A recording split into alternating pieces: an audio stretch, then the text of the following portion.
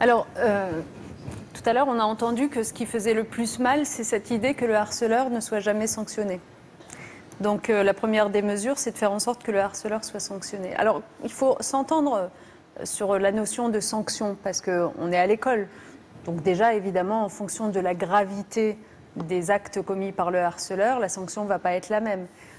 Mais il faut une sanction. Symboliquement, c'est très important que le harceleur comprenne qu'il a franchi la ligne rouge. Cette sanction, elle doit être accompagnée d'une action éducative. C'est ce que je disais tout à l'heure, un accompagnement de moyen long terme. C'est-à-dire qu'on vérifie 3 mois après, 6 mois après, si le harceleur a vraiment compris la leçon.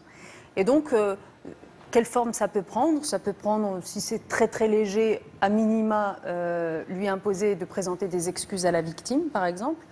Quand c'est un peu plus grave, ça peut être une sanction disciplinaire qui peut aller, y compris jusqu'à l'exclusion.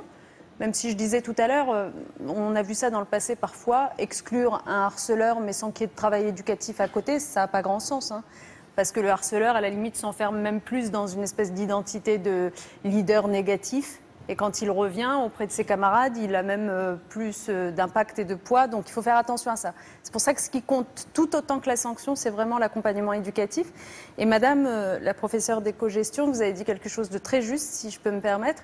Vous avez dit, oui, nous, les enseignants, on se sent responsables de tout cela et on a envie d'y prendre notre part. Mais n'oubliez pas qu'on est d'abord des enseignants d'une discipline, etc., que c'est quand même l'essentiel de notre professionnalité. Et donc, lutter contre le harcèlement, ce doit être, au sein des établissements scolaires, un travail d'équipe, avec un rôle important du chef d'établissement, des personnels médico-sociaux, du CPE quand on est en collège-lycée. C'est très important de comprendre que ce n'est pas à l'enseignant tout seul de résoudre le problème, il ne pourra pas le faire. Et donc il ne faut pas lui demander ça non plus. Mais de déceler, de détecter, puis ensuite de passer le dossier au chef d'établissement qui le gère.